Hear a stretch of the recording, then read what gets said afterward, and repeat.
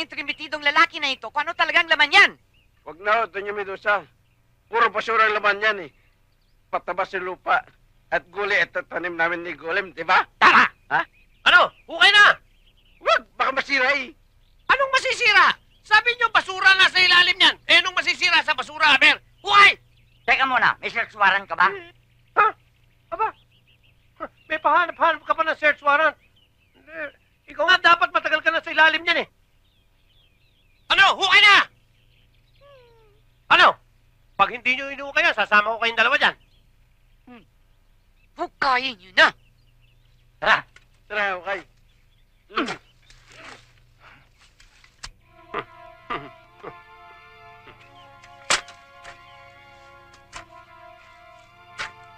Sige, tara.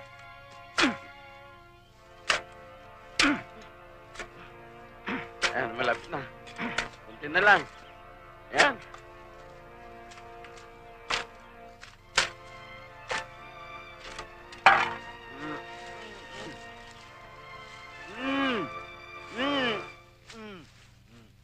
Yan! Puro basura! Mga dilata! Idinilatan niyo pa pala yung mga tao, ginawa niyong corned beef, ha? Anong dilat at mga corned beef ang pinagsasabi mo? Eh, basura lang yan? Malaking kahiyan ang ginagawa mo ito, Crisanto. Santi, paano mo naisip yon? Ang akala ko, mahal mo talaga ako. Mamamahal kita talaga, darling. At mas pinaniwalaan mo ang ibang tao, layan mo ang anak ko. Kasuklam-suklam ka kay San Tito Cruz.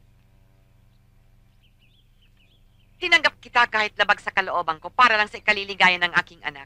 Pero mabuti na rin nangyari ang ganito. Lumayas ka! Lumayas ka sa pamamahay ko! At ikaw na rin uli lahat ang magbabaw nito! Bakit? May search warrant ka? Oh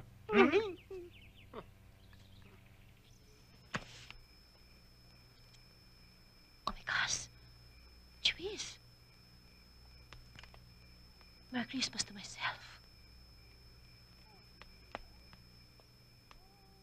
Who is this creature? Hello? Is it me you're looking for? Wala yan to. Muntik na ako mamatay sa nervyos. Muntik na malulo ng dila ko. Hello, sweetheart. Naiinis ako sa'yo, ha? Kinikilabutan ako. Bakit ba mga ganyan lang galit mo sa akin, ha? Palagay ka matagal ka nang merong crush sa akin. No. Hoy! Sinuswerte ka! Ah. Hoy! I'm not that kind of a woman na dinadala mo sa bahay mo, na sinusundot-sundot mo, at tinutumbang preso mo. Ayoko ng tiyatsanot! Alam ko na. Alam ang problema natin. You are a lonely girl. I am a lonely guy. Excuse me! Hindi ako lonely guy. Ay, girl pala. Basa ito eh.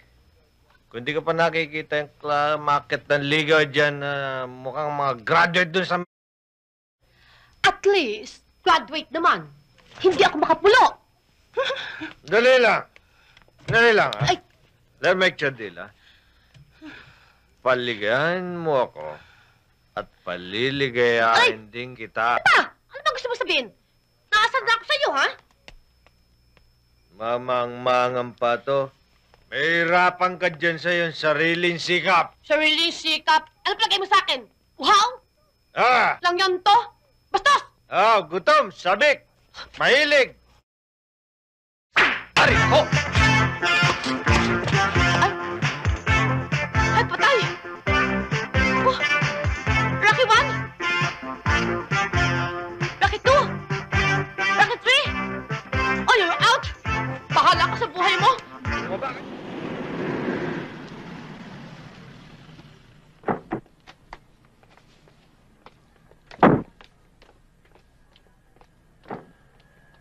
Ito yung townhouse namin. Sige, salamat. Willie, kailangan natin makausap si Waldo. Di na kailangan. Bakit pa? Eh, importante to eh. O sige, kung mapilit ka.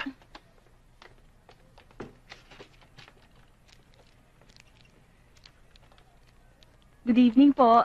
Ay, good evening. Ay, naku Willie, pasensya na ha, maraming kalat. Nagpatulong kasi ako kay Waldo na mag-repack ng paninda. Okay lang. Si Grace nga pala. Designer namin sa opisina. Hello? Si Hi. Waldo. Hi. Si Darlene. Kumusta? kapitbahay Hi. namin. Hello. Upo kayo. Uy. Upo kayo. Thank you.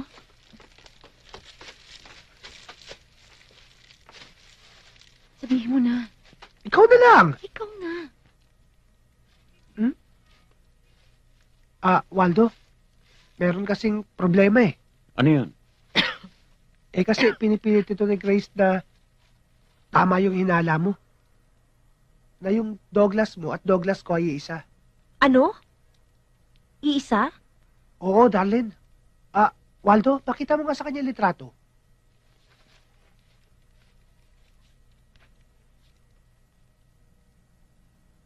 Ito. Siya nga. Tsaka isa pa, kaya pinipilit niyang totoo ang hinala mo. Kasi kapopromote ko lang di ba? Tapos pinromote na naman ako kanina. Bilang inventory clerk. Ha? Ano nangyari doon sa pinalitan mo? Ang sabi nila, hinuli raw ng mga polis. Dahil nahuli raw nagpupuslit ng droga. Ang ibig sabihin nun, wala talagang kasalanan si Salazar. Na-frame up lang siya ni Boss Douglas. Sino ba yung Douglas Salazar? 2 tao yun. Dinig ko kanina iisa. 2 nga. Willie, siguradong ikaw na ang susunod na isasakripisyo. Kaya bago pa mangyari yon, kailangan labanan natin ang sindikato ni Douglas. Anong labanan ng sindikato ni Douglas? Kung si Elwood nga lang, ginagawa akong punching bag Waldo, hindi ako marunong lumaban. Pues, tuturuan kita.